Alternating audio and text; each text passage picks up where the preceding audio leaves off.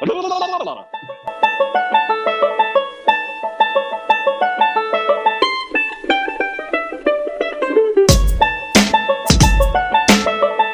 to go below the Smurfs. And it's, hey, y'all, glad you're here, chasing relevance. Hey, y'all. So we're back. And in this podcast, we're going to be talking about success. We're going to be talking about what does that look like to us, to the people around us and society. We're going to be talking about this. And this is a topic that I personally have had conversation about this many times around the campfire and at the dinner table. But this is something that I think is a fun one to talk about, what it means to us as individuals, but really how the world, society, and everybody around us in our culture looks at it. So, Scott, why don't you kind of get started on, your kind of take on that just a little bit, and then I'm going to go into some of the definitions of just what it says success is, and then we'll jump into it. Yeah, perfect. So right now, there's a few different definitions. One is the accomplishment of an aim or purpose. The other is the attainment of popularity or profit. And the last one is a person or thing that achieves desired aims or attains prosperity.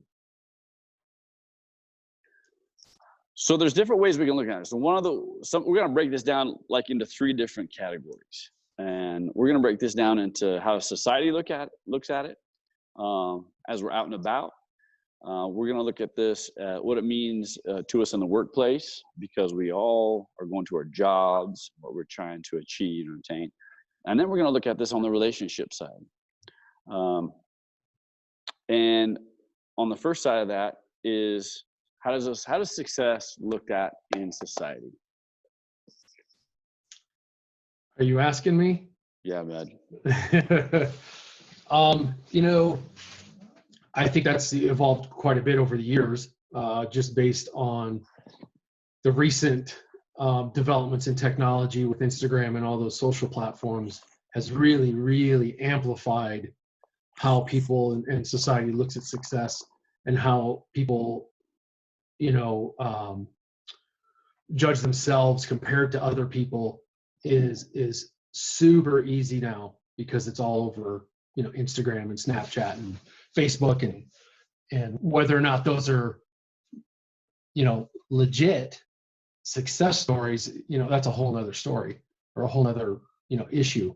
For me, success is kind of an ongoing thing. I don't think it really ends anywhere. I've had a weird relationship with success since I was a child, just based on upbringing, and I'm sure you have a different perspective too, based on how you were raised and what was valued in the home and things like that. So of course, everybody wants to be rich and have houses and cars and, all of those things. And, the older I got, the more I realized, and one of the things that set me on this path was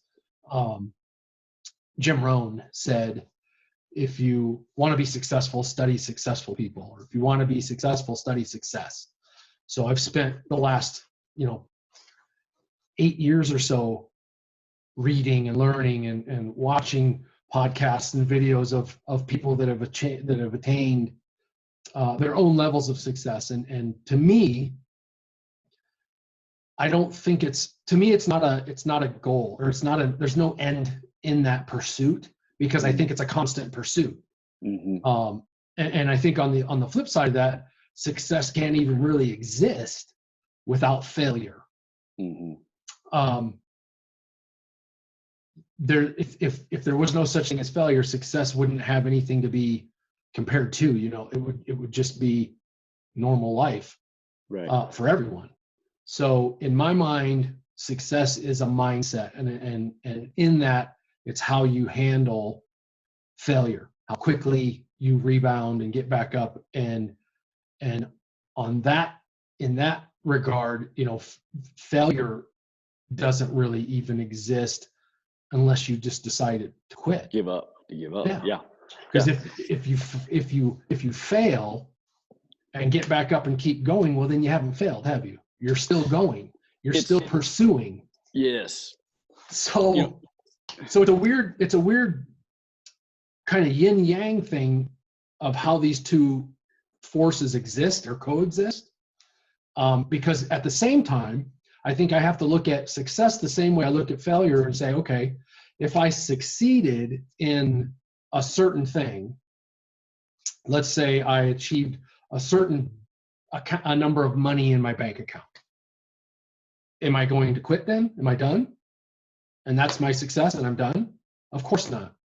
The pursuit, the process, the drive Journey never ends. Mm-hmm. Right. So success never really exists because you never stop pursuing more. You can be content and be satisfied and still be driven to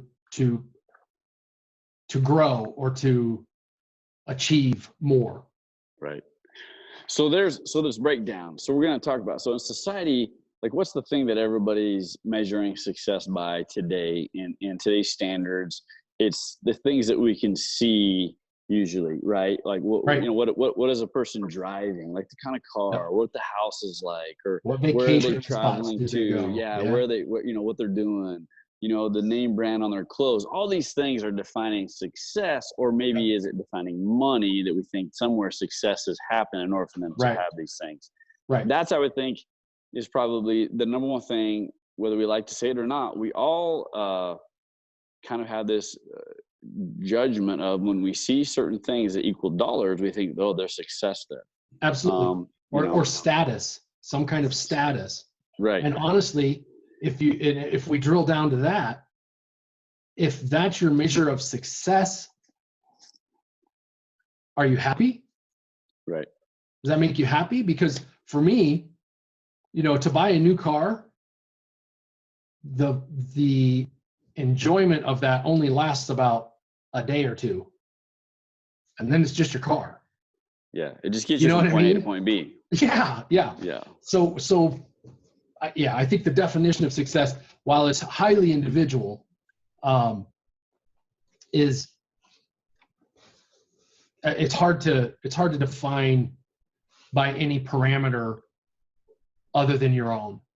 So let's break this down, because we're going to kind of wrap up, I think, with that kind of look at it. So we've got the success of kind of what society is, and then we got the success also. What a lot of us look at is like success in our jobs. Okay, right. And for different people, that means different things. In the workplace, it means a title, working towards having that title, that manager, that leadership position, right. whatever that may be, that next set of responsibilities that you get to take on, and moving up the ladder per se. And with that success, a lot of times it means you're going to be, taking on more hours. It's going to, there's more being asked of you, and kind of looking at that. And then in the relationships, the whole, what does our friendships look like? What does the relationship with our spouses look like? What does the relationship with our kids look like? And there's success in all those of how you truly define that. Right. And it really comes down to back what you just kind of said. What do we really want? What do we want that to look like? And but in those things, like sometimes when we see somebody that has like what looks like the great marriage and they got the perfect kids, all these things, wow, they're super successful in the relationship part of it.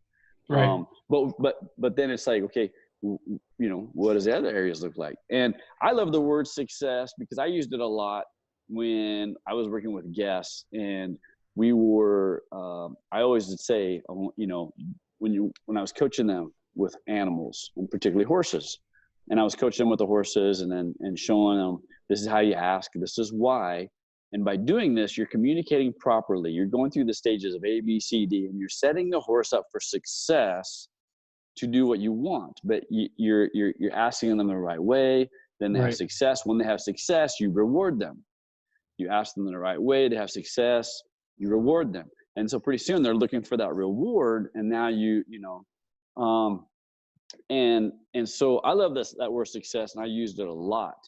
But it's funny because as I would sit around the campfire at the dinner table, as amazing as some people's stories were, and as much success as they had, uh, there were a lot of stories that they lacked success, whether it be, typically it was in relationships, Yep. okay, whether it was their marriage, whether it was with their kids or their friends, or whether it was with just time. They lacked enough time because they were so dedicated to their job, or maybe they had a lot of time, but they didn't have a lot of opportunity to invest into other things. Right. And so as we kind of talk about this, how we define success. So here's some of the things you and I had kind of jotted down. One of the things we were talking about is, and you had said this earlier, happiness and joy, or happiness versus joy, or how are those two similar but different? And Yeah. this is something that no matter what I'm doing or where I'm at, am I experiencing being happy or finding joy in it? Right. And so I think that's something that, that's where you got to kind of put yourself in check and say, Yep. okay, I'm grinding and I'm building this business, or I'm working hard. Am I really happy? Right. And do I have joy in this? And if you do, that's success. Exactly. 100%. Yep. And then it's same with healthy relationships. Am I putting into these relationships and really experiencing the result of what I want these relationships to look like? And if you are, that's success. Right. And yeah, marriage is a interesting one, because people tend to, they talk about marriage in the terms of success. That's a successful marriage, or oh, that marriage failed. And it's interesting to me, because I was thinking about it earlier today, and I thought, what defines a successful marriage? Is it 3 years, 7 years, 18 years? Is it, and forever. in my mind, what's that? Yeah. I said or is it forever? Right. Right. I think it's a weird way to think about it, because to be successful in any relationship really is just about those two individuals, or however many individuals involved, are happy and satisfied and content. And I don't mean content like just okay with it. I mean truly happy with the path you're on, or the situation you're in. But anybody looking into a marriage and judging it as successful can quickly be turned around, 4 months down the line, when they file for divorce. And it's like, oh, but they look so happy and so successful. You just never know what's going on in a home. Right. It's funny. It's one of those things that Kobe Bryant talked about in an interview years ago about success, and it was actually about failure, but he used marriage as an anecdote, and he was talking about that exact thing. About, actually, he used Disney and the princess stories, and how at the end they always say lived happily ever after. And he said, yeah, I don't buy that ever, because everybody has struggles and everybody has issues. So that, they may have lived happily for 4 months and then struggle. So if they get through that, is that a success? Of course. In my mind, marriage or relationships are, I don't look at them as success or failed. They just are what they are, based on that two-way relationship. Well, I think it's like anything. There's victories or little successes Correct. you have along the way that you have to celebrate. You have to celebrate. You have to acknowledge. Right. And you have to look at that and say, hey, what did it take to get there? I might want to do that again. Right. But you're going to have the ups and downs, and that's just all there is to it. Correct. One of the things that I think in obtaining success is looking at balance. And this is a very, very tricky, tough thing to look at, because no matter what, if you're working really, really hard at relationships, Yep. it means you have to be willing to spend a little less time somewhere else. Right. So it maybe means you're going to make a little less money, or maybe means you won't get that title that you were hoping to get, or maybe means you're not going to be quite as good at golf as what you kind of want to be. Yep. Or you're not going to spend as much time with your kids, or yeah. And so you have to sit there and look at, okay, if I want success in the job and making more money, that means I have to learn, grow, take on more responsibilities, what have you, spend more time. So that means something else is going to give. And so this thing of balance is constantly there. And anybody that wants to be honest with themselves realizes there's always a trade. Yep. Well, and everything we do. Right. And given that, if without getting too heady here, can success and balance coexist without happiness? Because is it really a balance if you're not happy? Not really. You know what I mean? Or if you're not finding joy in what you're doing, you kind of have to be okay. This is where everyone has to be willing to sit down, look at themselves in the mirror. Exactly. And be honest with themselves. Because what made your parents happy and what they found extreme success in their marriage and how they balanced and worked everything else out, it may not work for you. Exactly. What your best friends are doing, it may not work for you. You have to really be honest with yourself and look at, okay, how do I define success? And what's really going to give me the happy and the joy? Because, happiness and joy, I think, are similar, but they're different at the same time. Happiness is kind of something that is this emotion that comes and goes and comes and goes. And I can be happy one minute and then I can be super pissed the next because something just kick me in the shin. Right.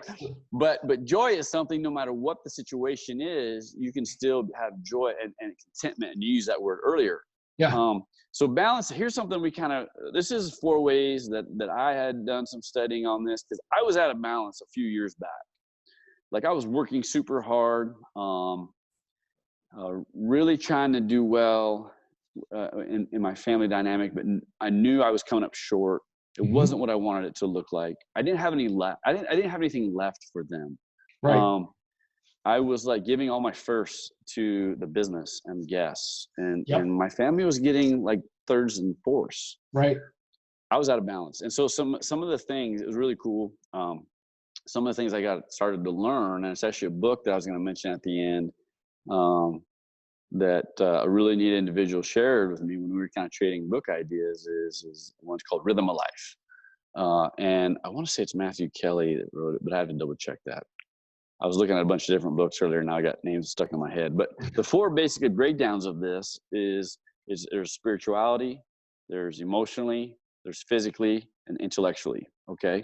So spirituality could mean everything from meditation, praying, whatever that means to you. A place of, basically he was getting to is a place of being quiet and having a time to unplug and being quiet and just really just kind of, for like me, it's praying. For you, maybe meditation, or maybe it's somewhere you go and just chill out, turn the lights down low, whatever.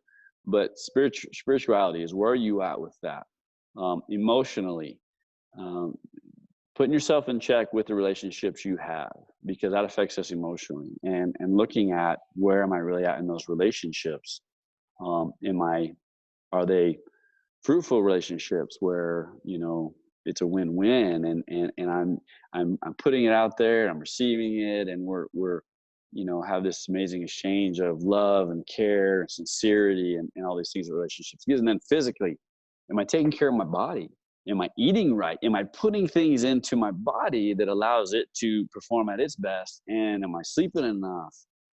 This guy really believed a lot in getting enough rest to where your body was able to recharge, rejuvenate, and eating right, and then exercise, going out and making your body be in motion. A body in motion, tends to stay in motion. And then intellectually, and this is where I realized for myself, I was really coming up short.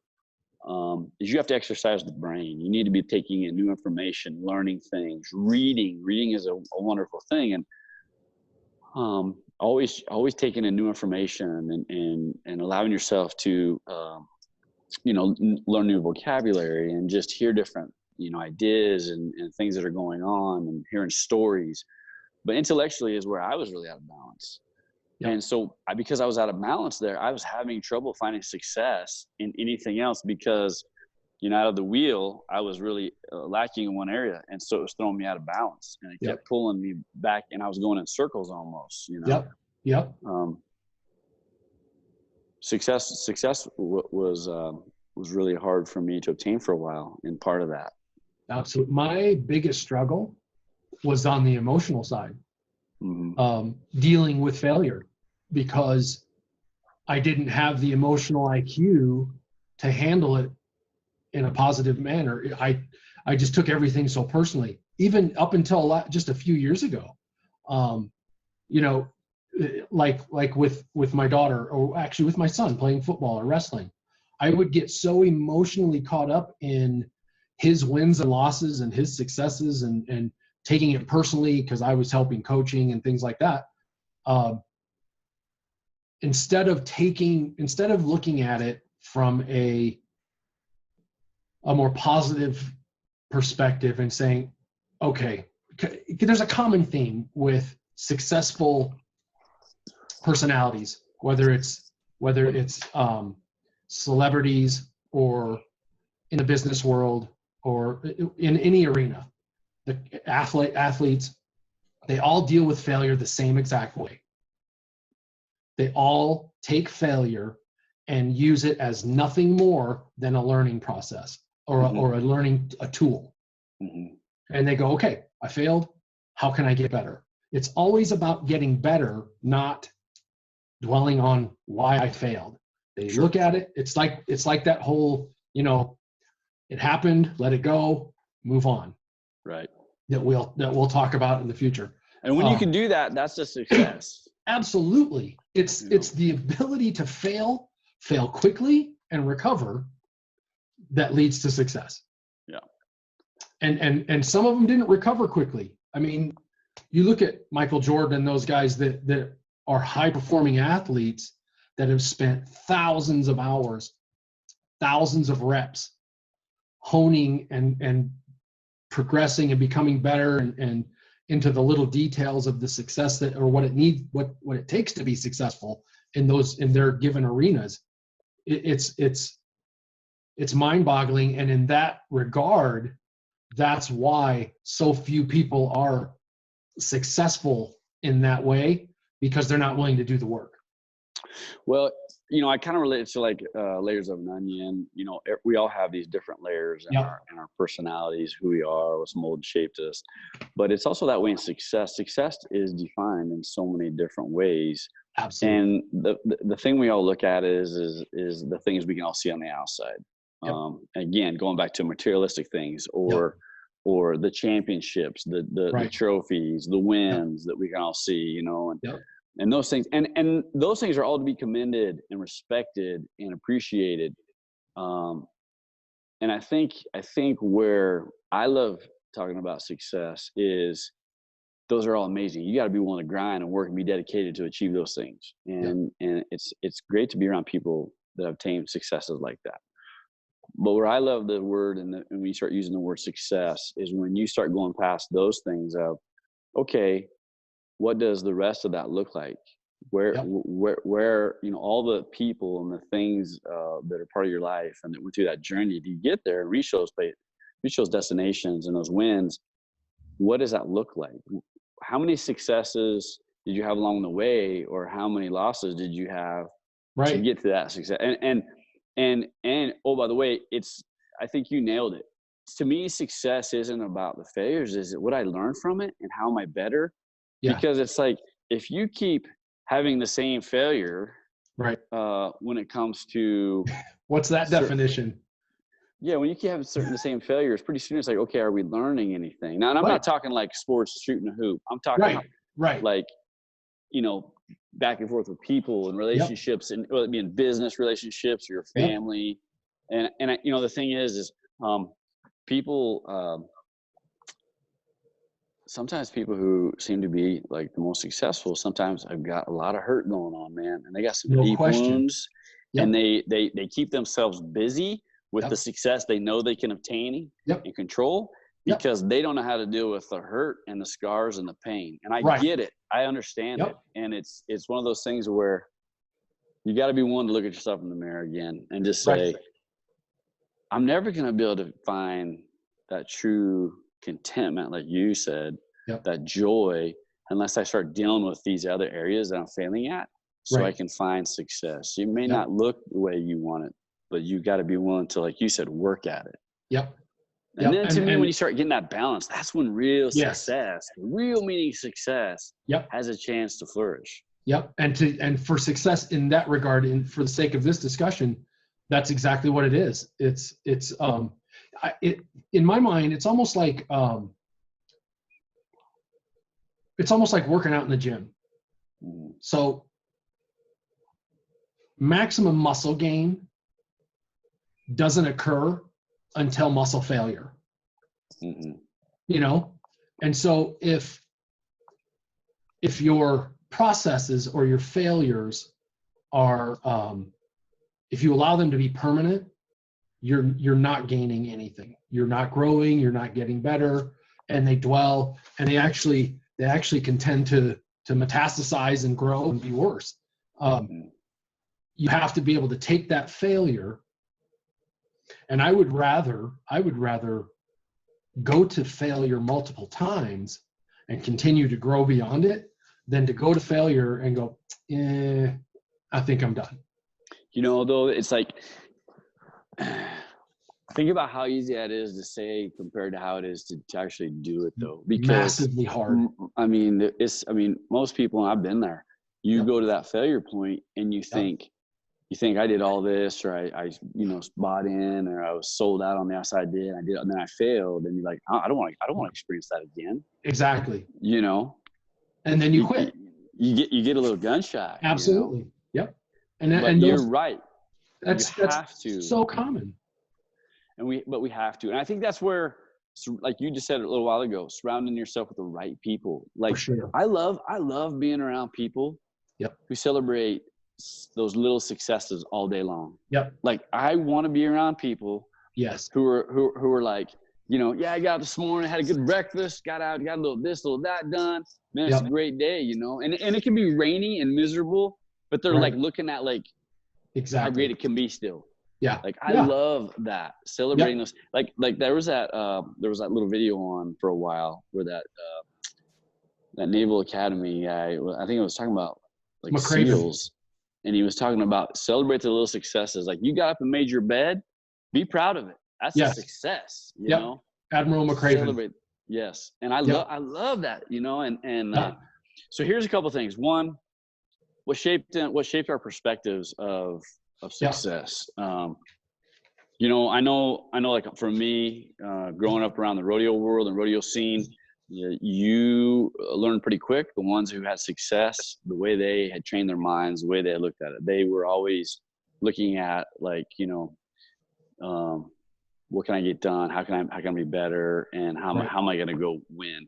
I also looked at it with just like in like looking at marriages I saw as I grew up, and none of them were perfect.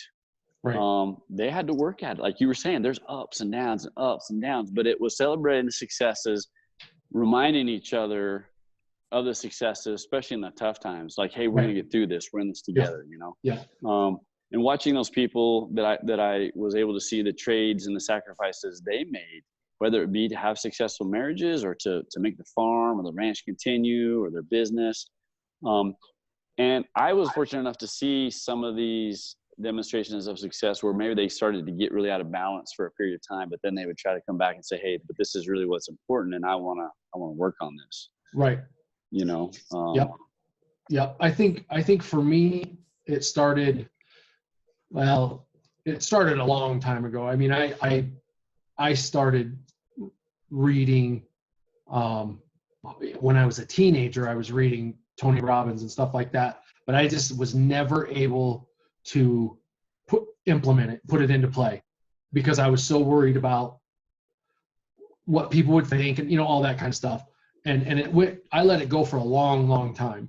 And then when I started doing events 10 years ago, and I was more exposed to successful people, and that mindset, I had to start really listening to what those people do. What do they do on a daily basis? How do they handle their lives, ups and downs and all that? And the common theme was you handle the failures, or you don't become successful. And you don't quit. You never stop. It's just, you just keep going, and you learn and you progress, and that's how it's achieved. And so for me, over the last probably 6 or 7 years, I've been really interested in that whole mindset. And then I've just dove into the books and the podcasts and the, all that stuff to get inside the head and figure it out, because it's incredibly hard to look at yourself and go, you're the common denominator. You're the common denominator in your failure and your success. And you're the only one that can change either of those. And that's a super hard conversation to have with yourself. But until you do, it's going to be, no matter if it's professionally, relationships, physically, you have to have that self-awareness to say, I own it, all of it, good, bad, and ugly. It's all mine. It's all mine to save, to keep, or to get rid of. I think kind of on the takeaway of this is success can come in many forms. It can look different for different people. For sure. And hopefully there's not too many people that are defining their success based on how their Instagram page is going. I know it's amazing for people who can get a lot of free stuff and even make money on it and all this, but we are definitely caught up in a world right now where the number of likes you get, it weighs on them whether or not their day was a success or not, and it will literally continually take over and manipulate their whole day of whether or not they got enough clicks. And I hope that people will just realize that. And this is something I used to say sometimes when we were talking and having some good heart-to-hearts with guests is that when you're on your deathbed, you're not going to sit there and think about the places you've been, how much money you made, how many hours you spent at the office, the businesses you built. Yep. You're not going to think about those things. You're going to think about the people you loved and the people you should have loved more. Yep, exactly right. I will almost promise you that. Yep. And the meaning of success can continue to evolve, and it changes as our priorities change. How we define it. The thing we have to be willing to do is own it. Admit what you're trading, what you're willing to trade. Yep. In order to reach the success that you're defining as yours. Right. The thing that I loved, and you said this, I made a note of it, Scott, is you said, if you can reach a place of contentment, being content, whether it be in relationships, in your workplace, whatever, then you found success. Yeah. And when you're content, you have that opportunity for joy. Right.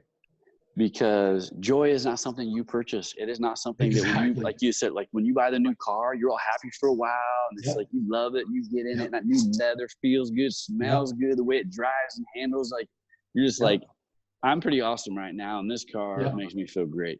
Right. But that new wears off. It does every time. Sure. Yep.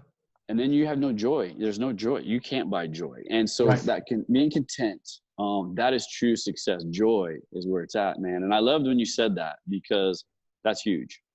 And it's hard for me still to keep that at the forefront of my mind, because it's just a natural tendency to want things. And I think that's okay.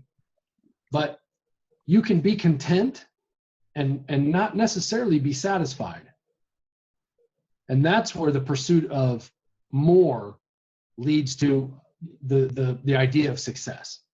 Yeah, you just have to look at like what is it that I'm really seeking here? Right. And that's where you have to be honest with. What am I really seeking? Right. Am I seeking more acknowledgement? Am I Right. seeking more fame? Am I seeking more attaboys? Am I seeking just more money because I think more Right. money is going to make me feel a little more secure? Or are you absolutely in love with what you do? Yeah, and whatever you're invested in, family, work, whatever, you just got to be willing to be honest with yourself and say, am I giving my best in all those? Yep. When you give your best in all those things, whether you succeed or fail, but you're giving your best, yep, you always can sleep. Right. It may not be a good night's sleep because you got a rough spot, but you're gonna get sleep. Exactly. Well, and it's funny because I think there's a lot of people that tell themselves they did their best when they know dang well they didn't, and they didn't leave it all on the field, or you know what I mean. And that's something that I've always pushed for my kids, especially the athletes, is you can't walk off a field after a loss and feel bad unless you practically died out there and you left everything you had. No regrets. No regrets. Zero. When you have no regrets, the ultimate nightmare, dude. Yes. When you have no regrets, Yep. you will still feel success. Yep. Because even though it may not turn out into a win, right, you will know you learned something you took from it, right? Right. Well, and you've said this before. You said that one of the scariest things on your deathbed is not regretting some of the things you did. It's regretting the things you didn't do. Right. There are a ton of great books out there. A little web link. We'll post this here at the end of the video. Yep. Something I found, it mentioned like 23 inspiring books everyone who wants to succeed should read. And I just went through I looked at them real quick, a quick glance. Everything from straight up just business, how to be a great manager, to balance. There's a lot of different flavors in there and different things that I think are be a pretty good, different books to grab and a good link to check out. But man, we appreciate everyone here. Scott, you got any thoughts, man? I think this was a great conversation. We hit it. Yeah, I loved it. This was a lot of fun. This might be one of my favorites so far. Yeah, I love the topic of success and us continuing to just celebrate them. Yep. Because you got to keep yourself motivated. Absolutely. So once again, we thank everyone for taking the time. We appreciate you, and we look forward to the next one. We'll see you next time. You can now catch Chasing Relevance on YouTube, Instagram, Facebook, and LinkedIn. And if that's just too much handsome for you, you can just listen to us on Spotify, iTunes, or Google Podcasts. As always, thanks for your support.